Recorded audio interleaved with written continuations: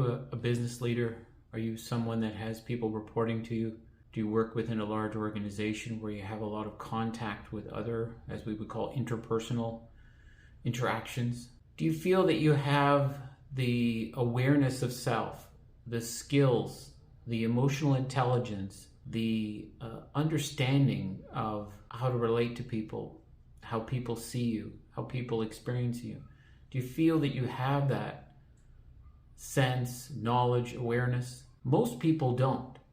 In fact, a lot of the work I do as a psychotherapist has to do with helping people cope and manage with leaders who have a lot of undesirable behaviors, attitudes, reactions that in most cases I think just comes from lack of self-awareness. One of the issues, of course, that we know in business and any sort of organization really is a lot of the times the reasons people are promoted and actually put in charge of people are not because of their managerial or skills in that sense.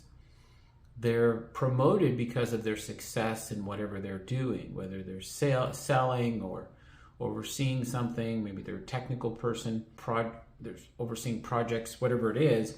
They've been successful and they've been there for a while, and so they've gotten promoted. Now, the problem is often is they will sometimes offer people training in that, which, as we know, any of us that have been through training knows, and unless we actually take what we're being taught, put it in some sort of practice, it's after a few days really just gone. Even though we feel that, hey, this is great information, it doesn't stick, it doesn't really penetrate properly. So we have to take that information, put it into our everyday life for it to be effective.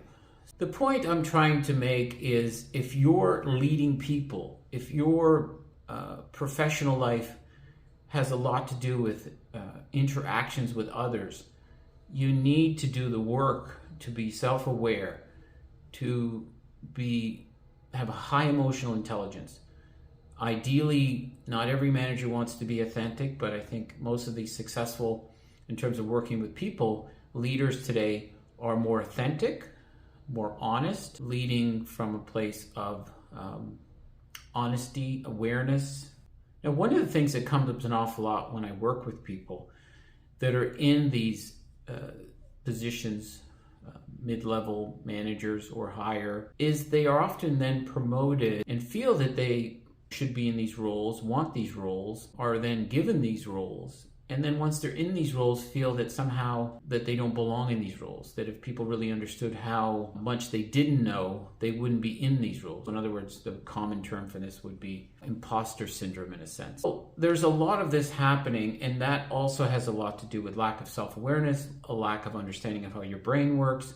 Certainly when we go into something new, there's a lack of confidence if we don't approach it in the right way. And when we reduce our confidence, we increase our anxiety.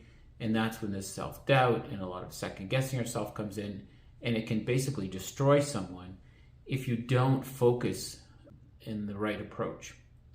If you don't have the awareness of how to manage your thoughts and how your brain operates, which means what is the root of anxiety? What is the root of a lot of these challenges? And typically it's your belief system. If you're leading people, I suggest you get a therapist, perhaps a coach, or take something like a mindfulness course that would really help you get to know yourself much deeper and much better. Because without that awareness, you're kind of flying blind. You're going into situations where you're trying to lead people and interact with people, and they're affecting you in some way, and you're not even aware of why. With the self-awareness, you can understand, what are the areas that I have to work on? What are the areas that I don't do so well in? Where am I not so strong? Where do I have to be careful? I'll use myself as an example. When I was young, I was an overweight child, and I was bullied a lot. So there are certain types of males that my system will recognize as this sort of bully type, for lack of a better term, and I will find myself having a kind of negative reaction to the person. Now, I've done a lot of work on this, and I'm very aware myself, so I understand what's happening. But without that awareness, you'd actually maybe start to believe that there's something about these people you don't like. I don't like being around that person, etc. So these are things that are really key. You can't lead people if you don't know how they're going to trigger you. They don't know how they're going to affect you. You don't understand things like transference, where you could have somebody in front of you that triggers a memory of someone else who might have done something good or bad to you, and how that will affect you.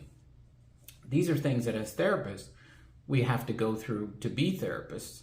Of course, we're dealing with hundreds, thousands of clients who come to us in many different shapes and sizes and backgrounds and understandings and cultural perspectives, etc. So we have to understand ourselves first and foremost if we're going to work with people. Unfortunately, other professions don't seem to have this view. I would think that a leader that has done a lot of work on themselves would be pushing people below them to do the work on ourselves, but it becomes really tricky when you're in an organization. I don't think ethically they feel that they can say, you need to go get therapy.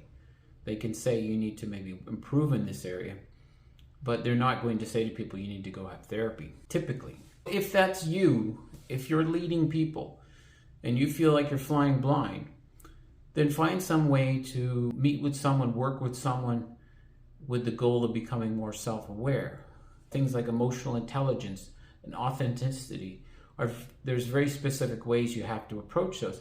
If I have low emotional intelligence, it's not that easy to just go and say, I'm a higher emotional intelligence. How do you do that? If I want to be more authentic, it sounds great, but how do I do that? These are things that often you need help with.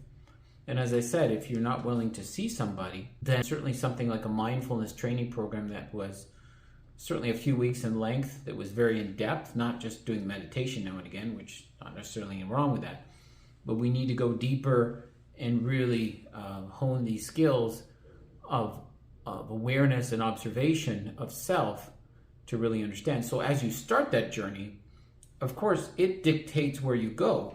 As I become more aware, as I observe myself, as I understand myself better, that will guide me where I need to be. I need to work on this. I need to work on that. I got triggered over here and I don't know why. I need to understand that. And then we go from there. Hopefully this has been helpful. I welcome any comments or questions you may have. And if you have an inclination, please subscribe to me.